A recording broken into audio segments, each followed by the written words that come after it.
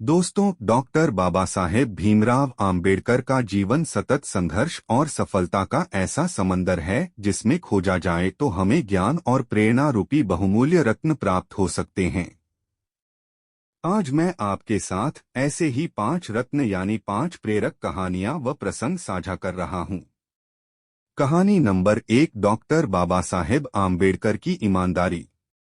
बाबा साहेब की ईमानदारी यह आज़ादी के पहले की घटना है। 1943 में डॉक्टर बाबा साहेब भीमराव आम्बेडकर को वायसराय काउंसिल में शामिल किया गया और उन्हें श्रम मंत्री बना दिया गया। इसके साथ ही लोक निर्माण विभाग पीडब्ल्यूडी भी उन्हीं के पास था। इस विभाग का बजट करोड़ों में था और ठेकेदारों में इसका ठेका लेने की होड़ लगी रहती थी। इसी लालच में दिल्ली के एक बड़े ठेकेदार ने अपने पुत्र को बाबा साहेब के पुत्र यशवंत राव के पास भेजा और बाबा साहेब के माध्यम से ठेका दिलवाने पर अपना पार्टनर बनाने और 25 से 50% तक का कमीशन देने का प्रस्ताव दिया। यशवंत राव उसके झांसे में आ गए और अपने पिता को यह संदेश देने पहुंच गए। जैसे ही बाबा साहेब ने ये बात सुनी वो आगब बूला हो गए। उन्होंने कहा, मैं यहाँ पर केवल समाज के उद्धार का ध्येय को लेकर आया हूँ, अपनी संतान को पालने नहीं आया हूँ। ऐसे लोभ लालच मुझे मेरे ध्येय से डिगा नहीं सकते। और उसी रात यशवंत को भूखे पेट मुंबई वापस भेज दिया। कहानी नंबर 2, डॉक्टर बाबा साहेब आम्बेडकर और लाइब्रेरियन। डॉक्टर आम्बेडकर ने अपने जीवन में बहुत से कष्ट सहे, लेकिन कभी भी अपनी शिक्षा को प्रभावित नहीं होने दिया। वह हर दिन 14 से 18 घंटे तक अध्ययन किया करते थे। शिक्षा के प्रति उनकी ललक और जी तोड़ मेहनत का ही परिणाम था कि बड़ौदा के शाहू महाराज जी ने उन्हें उच्च शिक्षा के लिए इंग्लैंड भेज दिया था।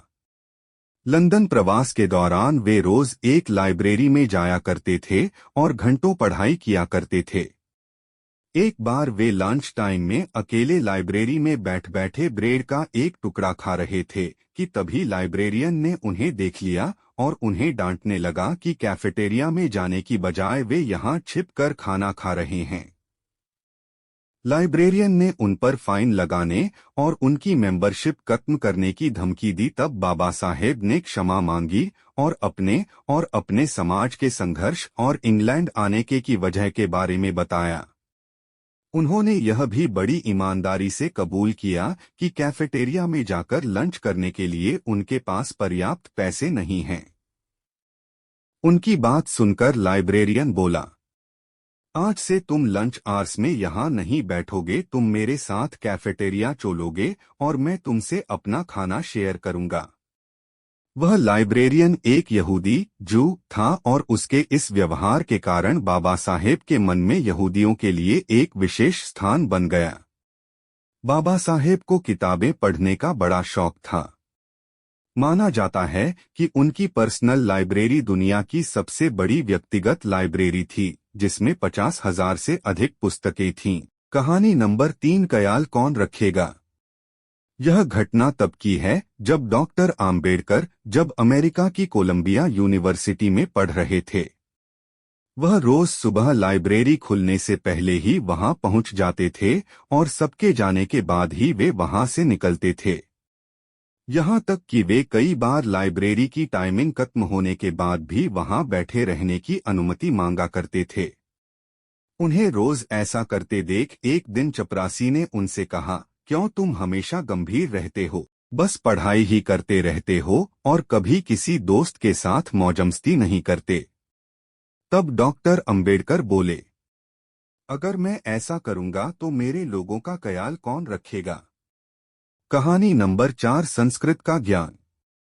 डॉक्टर अंबेडकर को स्वतंत्र भारत के नए संविधान की रचना के लिए बनी संविधान मसौदा समिति drafting committee of the constitution का अध्यक्ष बनाया गया।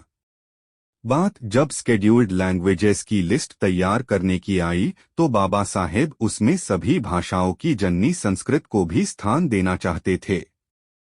हालांकि अधिकतर सदस्यों के विरोध के कारण ऐसा नहीं हो पाया। लेकिन इस दौरान जब एक बार संस्कृत भाषा को लेकर श्री लाल बहादुर शास्त्री और आम्बेडकर जी के बीच चर्चा हो रही थी, तब लोगों ने देखा कि दोनों ही महान हस्तियां संस्कृत में वार्तालाप कर रही हैं। शास्त्री जी से संस्कृत भाषा का ज्ञान होने की उम्मीद तो की जा सकती थी, पर अशिक्षित दलित परिवार में जन्मे बाबा साहेब भी संस्कृत भाषा पर इतनी पकड़ रखते हैं, यह किसी ने नहीं सोचा था। जल्द ही ये बात मीडिया में छा गई और सभी आम्बेडकर जी के ज्ञान का लोहा मानने लगे। कहानी नंबर 5, चपरासी नहीं तो पानी नहीं। बाबा साहेब महार जाति से थे, जिसे अछूत माना जाता था। यही कारण था कि वे विद्यालय में बाकी छात्रों के साथ नहीं बैठ सकते थे और उन्हें कक्षा के बाहर बैठकर पढ़ना पड़ता था। इसके अलावा उन्हें विद्यालय का नल छूने की भी अनुमति नहीं थी, जबकि बाकी के छात्र जब चाहे तब नल चलाकर पानी पी सकते थे। उन्हें सिर्फ एक ही सूरत में पानी मिल सकता था, जब विद्यालय का चपरासी भी उपस्थित हो। यही वह नहीं होता था तो कोई और भी उन्हें नल चलाकर पानी नहीं देता था। इसी स्थिति को उन्होंने बाद में अपने एक आर्टिकल में एक लाइन में समराइज किया है। कहानियां सुनने के लिए धन्यवाद।